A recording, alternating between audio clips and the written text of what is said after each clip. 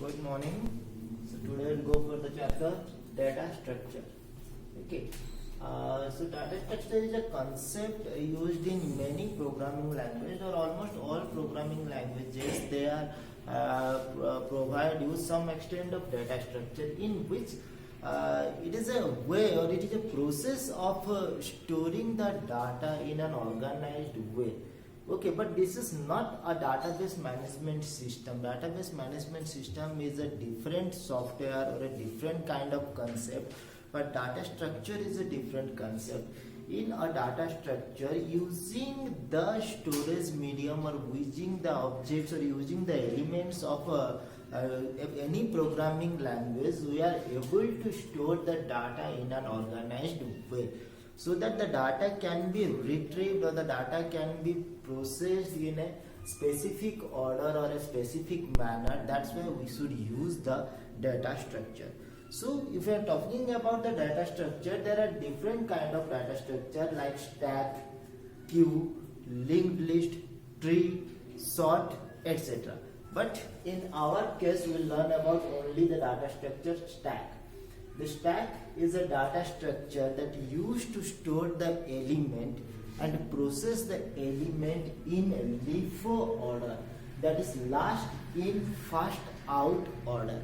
Last in first out in the sense the element that is stored first or the element that is inserted first into a stack will be removed last. That means the last element which is inserted into a stack can be removed first from the element.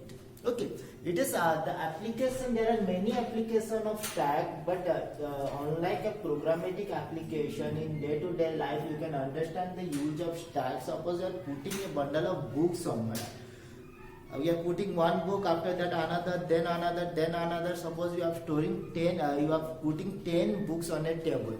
So when you remove the book or you pick up the book, you should pick up the last book, that is the 10th book first, then the 9th, then the 8th, then the 7th. In the reverse manner we can remove the books. This kind of storing information or this kind of application is known as a stack. For example, suppose in a programmatic example, we are creating a software for a parking lot in which narrow road is there, so that after you park all the vehicles, when you want to take out the vehicle, then the last vehicle that is parked can be removed or can be picked up first. So for that kind of application or for that kind of use, we should use a stack which is work on a LIFO order. So when we are working with a stack, the stack has basically two kind of operation. One is the push operation, another is the pop operation. The push and the pop, these are not any keyword or not keyword in any programming language. Okay, these are universally used word for such kind of operation. Push stands for inserting, pop stands for removing or deleting element. You can use any other name for push and pop, but these are the universal name. These names are used in everywhere, so we should use the name push or pop. Push stands for to insert one element into the stack. Pop stands for to remove one element from the stack. So whenever we are using a stack, the stack is looking like very much similar to this. Suppose a word face is there, we want to insert the word face into a stack. So initially the stack is empty, that means nothing stored in this stack. The first element that is inserted to the stack is the F, then A, then C, then E. So likewise we have to insert the element. So the first element inserted or push is A. So along with this, we are sometimes using a variable or which is known as a pointer. It is called a top pointer, or it is a variable that is top. It is act as a pointer to point the latest element or the newest element that is inserted into the top. That means initially the top is negative or null or without having value. with top. When we are inserting the first value f is stored in the your stack. So now top indicate the first cell or the first element of the stack. When we insert a, then what happened? The top is now moved from the first position to the second position. Then we insert C, then we insert E. So finally when we inserted E or we pushed E, then the position of top is here, that indicate the top element, or that indicate the newest element, or whatever be the last element that is inserted into the stack. Suppose this stack is a list, then the then your indexes are 0, 1, 2, 3, 4, 5. These are the index. So now the value of top is the index, that is 3. So initially it was suppose -1, or it was suppose null. Initially it was null, that means no elements were stored in the stack. When the first element stored in the stack, then the value of top is 0. After inserting the second element, the value of top become 1. After the third, it become 2. After the fourth, it become 3. Now, when we are removing element, or when we are executing the pop operation, at that time the last element inserted into the stack can be removed first. That means in our stack, each time either push or pop, either insert or delete, both the operations are executed at the top only. That means at the position of the top, we can insert an element or we can remove the element from the position of the top. After inserting the element, if you notice, the top is gradually increased. It was first 0, then 1, then 2, then 3, likewise it will be increased. So whenever we are removing element from the stack, then what happened? After removing the element, the top is updated by decreasing its value. So when we want to remove, the first E will be removed. So the top become now 2. This is the position of the top. After removing C, the position of top become 1, or it will indicate, or it will point to A. After removing A, the top will become 0 and it will point to F. After removing F, the top is again become null, that means the stack is empty or nothing is stored in this element. So this is the concept, this is the generalized concept of a stack as we are going for the push and the pop operation. In any programming language, the same concept has been used. But in Python, we are learning Python, so in Python the stack is represented or implemented as a list. Using a list only we can represent a stack. Okay, so in programmatic or a programmatic way, we have to first create a stack, then we have to check the emptiness of the stack. We can perform the push operation, we can perform the pop operation, and we can traversal the stack using a list. So let us see how in Python program we can implement a stack. So first we have to create a stack. As I told you, the stack is implemented as a list. So simply creating an empty list is nothing than creating a stack. Whenever we want to create a stack, we have to create an empty list. So there are two ways of creating an empty list. Either using the list function you can create an empty list, or using generally using creating by initializing also you can create a list. So for creating a list, either you can use the list function, that is stack is equal to list, a pair of parentheses that create an empty list. Otherwise you can do stack is equal to a pair of square bracket. This is also create an empty list. So once the empty list has been created, then we can use the push operation as well as the pop operation, or after push or pop operation we can also do the traversal process. So in this process, let us to check how we can check the stack is empty or not. So why we are checking stack is empty or not? This is the main point, or this is a question asking what is the why we are checking the stack is either empty or not. Because whenever the stack is empty, we cannot perform the traversal, we cannot perform the pop. If nothing is there, then what should we proceed and what should we remove from the stack? So that's why we have to check the emptiness of the stack.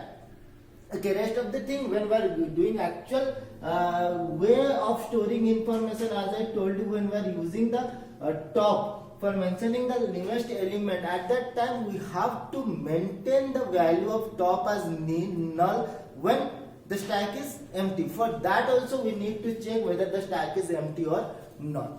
So when a list is empty, that means the stack is empty, because you are implementing the stack as a list. So if we can check whether the list is empty or not, if the list is empty, then that means the stack is also empty. For that we have to find out the length of the list. List here nothing than the stack. The length of the stack, if it is 0, if it is nothing, then the stack is empty. The same thing we are doing in programming. strlen is a variable, or you can take any variable over here. We are checking alien stack. That means stack here is an empty stack. Suppose we have performed some push operation and we have inserted some element. Suppose for this case we have inserted the element FACE. That means now the length of the stack is 4. So in this case it will return 4. The length will be return 4. So strlen will be 4 over here. So next we are checking if strlen is equal to blank. That means nothing is there. In that case we have to display print the stack is empty, or any kind of operation you can do within this. Instead of this print statement, you can execute any of the operation. So basically, if the length of the stack or the length of the list that represent the stack is empty, then the stack is empty. Now the next operation is push. As I told you, the push operation is used to insert an element into the stack. Here we have to use the append method of list for inserting an element.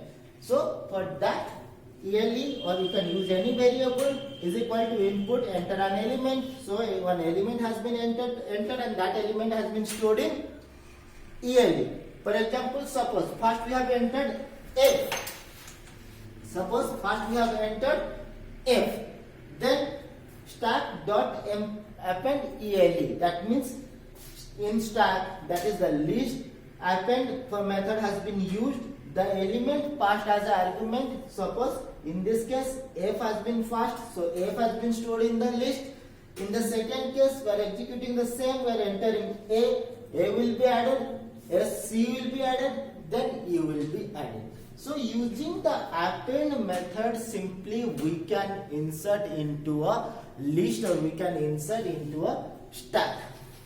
Okay, so if you remember, in list there is a pop item operation, or pop item method. Using the pop item method, we can pop an element, or we can remove an element at the top of the list, or at the end of the list or stack. That means whatever be the element entered at the last of the stack, that can be removed using the pop item method. So simply we can use the pop item method. Stack dot pop item, a pair of parentheses will remove the last item. So suppose this is the stack, then what happen? E will be removed first, then C will be removed, then A will be removed, then F will be removed. So this is the way in which we can execute the pop item. Now the pop item also provide you a facility to remove any element using the index value. but it is not the actual use of pop. As I told you, the pop is used to remove the last element that is inserted into the stack. So the last element should be removed at each time from the stack. So that is the application of stack. That is the last element which is entered into the stack that can be removed fast. So it is not a good idea to remove using the index. You can, using index also you can remove. Suppose you are removing A, so you can write down stack that pop item, stack dot pop item.